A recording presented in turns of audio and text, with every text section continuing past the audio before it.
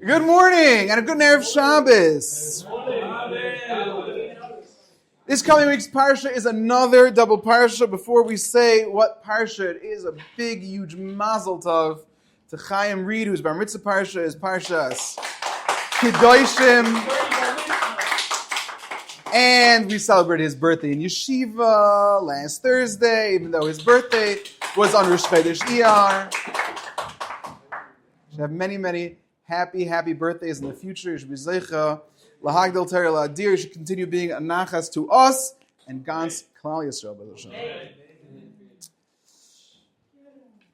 This is Parshiyos Achrei Mos and Kedoshim. It's another double parsha. Last week was Tazria Mitzayra, Achrei Mos-Kedoshim, and next week we have an off Shabbos, not in Shiva, but not a double parsha.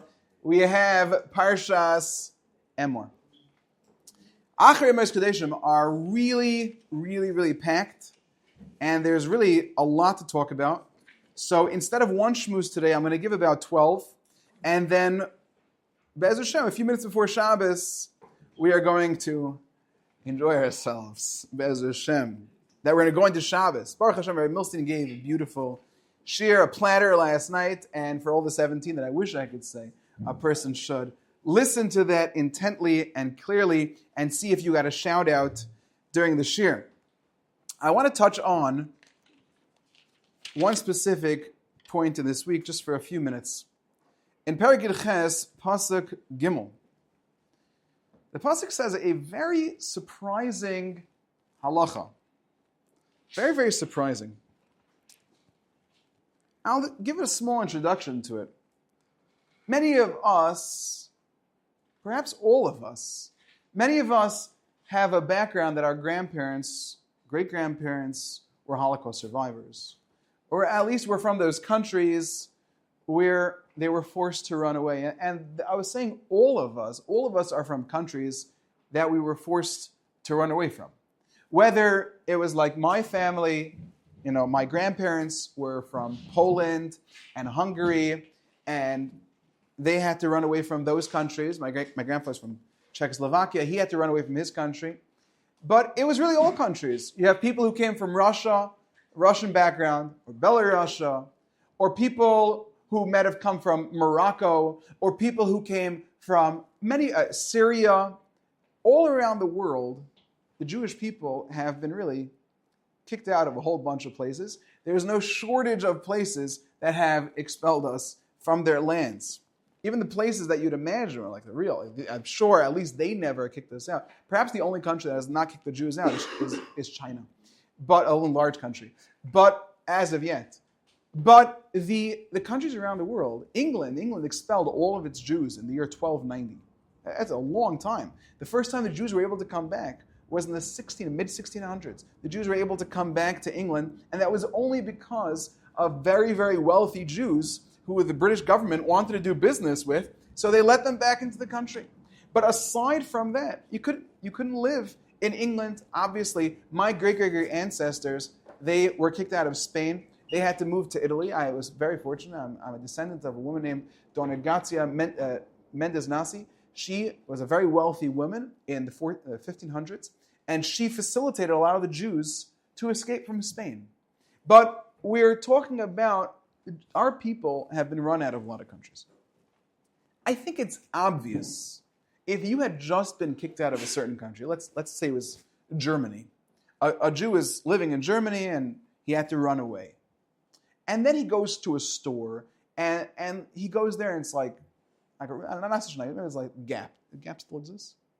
Gap, okay. He goes to JCPenney, doesn't anymore. But Gap does, maybe it does, I don't know. I'm sorry, JCPenney. But a person goes to the Gap and he goes to a rack of t-shirts, and one of the t-shirts he sees there, and he just got kicked out of Germany and had to run away. It says, "I love Germany" on it, right? With the I and the heart, Germany, or ich hab lieb der Deutschland, something like that. It's I really love Germany. Yeah, would you buy that? It's probably the last thing in the world. You probably would not just buy. Maybe you would buy just to burn it. I remember when I was younger, I was very curious about this type of stuff. I was reading all these different books. So I went to Barnes & Noble in Park Slope. That's where they have a nice Barnes & Noble over here. They say Barnes & Noble now is just a nice big bathroom, because nobody really reads books. But I went to Barnes & Noble, and I bought Mein Kampf from Hitler, Yamach Shemai V'Zikri. Back then, you see how different the culture is. I brought it to the front counter. I was curious, like, what's this all about? I brought it to the front counter, and the liberal guy behind the counter said, "Don't you know what this is? How can you buy this?" And I pointed at my yarmulke. I said, I know what this is. Thank you very much. The difference is that nowadays, buy 10 more copies if it was the liberal guy behind the counter. But I remember I bought it with me. I took the book. Don't worry, Hitler Yamach Shemai is not getting any royalties from the book anymore. But I got the book. I read a little bit. It was really, really disgusting stuff. I did not finish the whole book. And then I had a book burning. I brought it out to the backyard, and I lit that book on fire. Okay, Baruch Hashem. But if a person goes, you probably wouldn't buy a book that says, like, would you imagine your family go back, "I love Stalin"? Would they buy that? Don't cut and paste that. But would they buy that? Of course they wouldn't buy that. Yet there's a very funny pasuk. The Jewish people have come out of Mitzrayim very recently, and the pasuk says, okay, this is Parak Yirches, pasuk Gimel. Kimase Eretz Mitzrayim asher yishavtem ba lo yisasu. Don't act like the Egyptians. Don't act like the Egyptians. Uchemase Eretz Canaan asher ani mevi eschem shama lo yisasu. And like the non-Jews who you heard about how disgusting, horrible, and terrible they are, and you're bound to join them in Canaan, don't act like them either. Okay, I think that was a pretty easy one, no? Don't act like the Nazis. And the Nazis you're about to meet, don't act like them either. Every time I do see, unfortunately, people make a joke about it. So every time people raise up their hands in a certain type of salute, don't do that. Don't do that one. I don't need to be convinced twice not to do that. I think it's pretty simple, pretty obvious. A person wouldn't do that. You just lived with the Egyptians for all of these years. And the pasuk finishes with the magnificent words, and do not follow along their statutes, their policies. Don't copy them.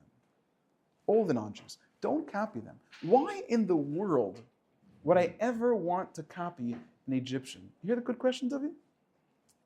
Why would I want to copy them? They're evil, horrible, disgusting people, despicable. Remember by Shiras Hayam, when the Jewish people went through the Yam Suf, they saw all the people who had done terrible things to them getting their just reward, their exact punishment that they deserved. And now I'm going to dress like them. I'm going to talk like them. I'm going to do a hairstyle like them. Not in a million years. Why does there have to be a pasuk in the Torah telling you, Kimasi Eretz Mitzrayim, loy asher yishavtem ba lo yisasu? Why would I ever copy them? And I want to keep it short and to the point, because it's a very, very obvious answer. The obvious answer is in 3 words in this pasuk. You know why you're going to copy them? Asher yeshavtem ba. Because you live with them. Because you lived with them. When you live with someone else, whether you hate them or love them, you're going to end up copying them. Whether it's despicable and horrible and disgusting, asher yeshavtem ba. You live with them, you're going to copy them. And if a person is living in Nazi Germany, a person will copy the Nazis. I'm not saying he's going to brutalize Jews, but he will do things which are identifiably related to the Nazis. If a person is living in a country that is a despicable, disgusting culture, you will copy them. It is very famous. In the 1950s, I don't remember, it was 53, 52, when Stalin died, Jewish men and women cried. They cried. This man had killed millions of Jews, tens of millions of people. And the Jewish men and women cried that Daddy died. Their father died. Stalin, the father. How can you cry about that? You knew what he did to your whole family. You have been trying to run and hide from him for the last 40 years. How can you be crying about that? Because Kemasi Eretz Mitzrayim Asher Yoshavtem Ba, you live amongst them. Lo Yisasu, you want to act like them, whether you know it or not. You're going to copy them. There's a culture out there, and whether you like it or not, we get easily influenced by it. And we can think about it in the three classic ways that the Torah talks about how the Jews did not copy the Egyptians when they were there. In the way they spoke, how a Jew speaks. It wasn't so long ago when we were younger people, there was, even on television, which used to exist, on television, I would say, this is not when I was younger, but before me, you couldn't say the word pregnant on television. You couldn't say the word pregnant on television. That's how clean, in a certain sense, the airways were. And then at least there were limitations. They're almost giving up on the Motion Picture Association of America, of their rating agency. There's really almost no need for anymore. Because everything now would automatically have the worst possible rating. That's how it is. The way that a person speaks is not even judged in the rating of television, of movies anymore. There's no reason to do it. That's just how people speak at this point. Why not let everybody hear it if that's how everyone talks? Kimasi Eretz Mitzrayim Asher Yoshavtem Ba says that if you're living in America, don't think it's your own geniosity, your own idea that came forward that I should speak in a certain way. You are, and me, and we all are influenced by our society to lack control in these decisions unless we are consciously fighting against it. If we are consciously aware of using inappropriate language and what society is trying to get us to do, and we say, no, that's not from me, that's not from my parents, that's not from my grandparents, that's not my nature, I'm just copying everyone at this point, you'd protect yourself. It has to be conscious the other way. The way you dress, of course, the way we dress. At this point, it's hardly a person, including myself. You look in the mirror, there's going to be something in the mirror. I remember I was once listening to the Mashgiach, Rav Brevda, Zakheim Levracha, and he was saying that look in the mirror at some point. When you look in the mirror, look simply at the way you dress. Which are from you and which are from society? Which the things that you're wearing is actually because you decided. I mean, look at this tie.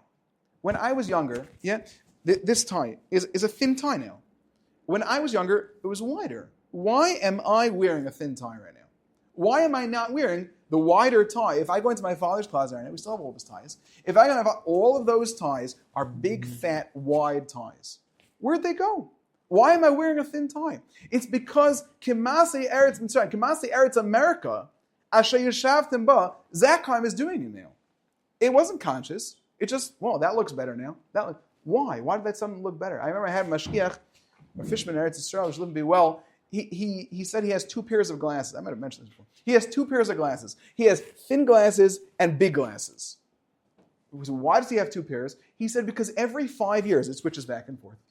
So he just leaves it in his drawer, it's clean, and then when he comes back, he switches back and forth for the style that they're up to.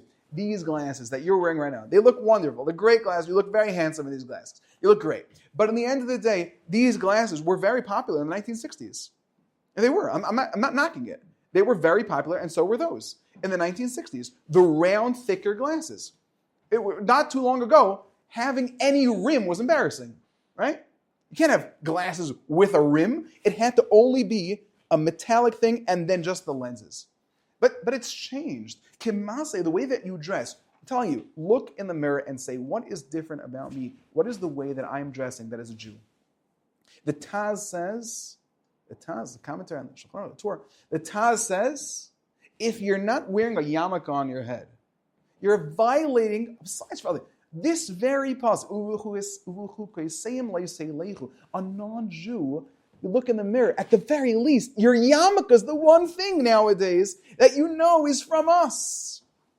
And the cardinals. But no, it's from us. They're copying us, it's okay. But we have to be able to look back. I can't be influenced in everything. There has to be something left of me inside of me. What is me? These shoes, these socks, the suit, the tie. What's me? This funny-looking beard? At least that the funny-looking beard. I don't think they copied that one yet. But what is me? I will mention, I had a little letdown. When I started growing my beard, so somebody came up to me and they said, "Oh, you're getting into this style." I said, "What style?" Right then, it had become popular for people to start growing beards. Non-Jews, they started growing beards. Never. Maybe that was the reason I started growing a beard. Now I make sure it's as ugly as possible, so it shouldn't look like it was any influence. Although now I think they're into the ugly beard. Okay, I don't know. What can I do? I'm such a trendsetter. But the point is the three things: the way that you talk, the way that you dress, and of course, how you're described. What are you called? I was talking to a dear friend of mine yesterday. He was looking through his telephone. Maybe I was looking through his telephone, but he was looking through his phone, and one of the contacts he has there is Rat. Rat was one of his friends' names. I hope it's a relative, but I don't even know. I don't know what I hope. But one of the relatives said, "No, it's like an old joke, Rat." Okay, I think that's an extreme example. But we use a name. A name is so valuable. One of the things that bothers me a lot is that people nowadays don't even know who they're named after. Some people are not named after someone specific, and there was a reason your parents were inspired. I have a daughter. Her name is Nechama Liba. The reason we named her Nechama Liba, we named her Nechama because my father was very sick, and we wanted her to be a Nechama for the family. We added Leib, Brevda, and then Nechama Liba, we figured, put it all together. It was the name of a big tzaddik, it's the Alter of Kelm's daughter. But they're right. There's a reason why you got that name. You're named after your grandfather, right? A very special person, great grandfather. You're named after someone. Meir is named after his middle name, named after a tremendous tzaddik of Amnon Yitzchak, Meir Yitzchak, named after Amnon Yitzchak. Try to think about where your names come from. It was a tzaddik. Try to think about where your names come from. The value of a Jewish name. It's unique, it's special, it's iconic. I'll finish just with this one quick, very cute story, I hope.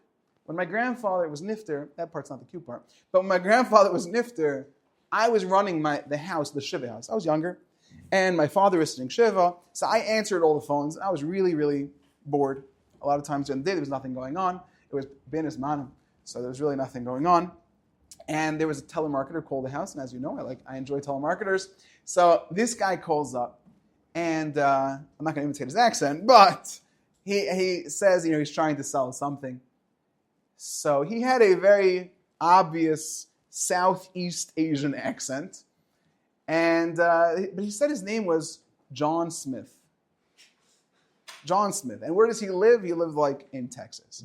John. I said to him, "Come on, that's not really your name." No, it's John Smith. No, what's your real name? He told me his real name. It was 12 syllables. I don't know what his name was. So I said, "Why don't you use that name?" I said, there are Jewish people whose names are Yerachmiel and Yecheskel, and they don't use other names. They use Yerachmiel, some Cheskis. But Yerachmiel, use the name. Be proud of your name. A person has to be proud of who they are. Don't call yourself a telemarketer John Smith. They take it off a list. When a person has a name, it's so valuable. But you're convinced by society to forget how special you are. Your name is your special, unique identity. And if there's one thing America wants to steal from you nowadays, it wasn't always like that, but there's one thing Western society, America, wants to steal from you, is how unique and special you are. You don't need to act like them. You don't need to act like them. I'm not knocking anything, but if you bought a certain brand of sweatshirt in the past 2 years, I don't know how long it's existed for, but if you had to get it, I remember when I was younger. What was the alligator? Abercrombie? Lacoste. No? There's a big machlekes. What's more chashiv? Lacoste or Polo? You have that's definitely true. You have a Ralph Lauren logo.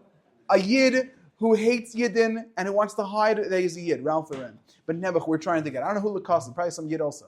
But You have this logo. Is it the alligator or is it the guy playing polo?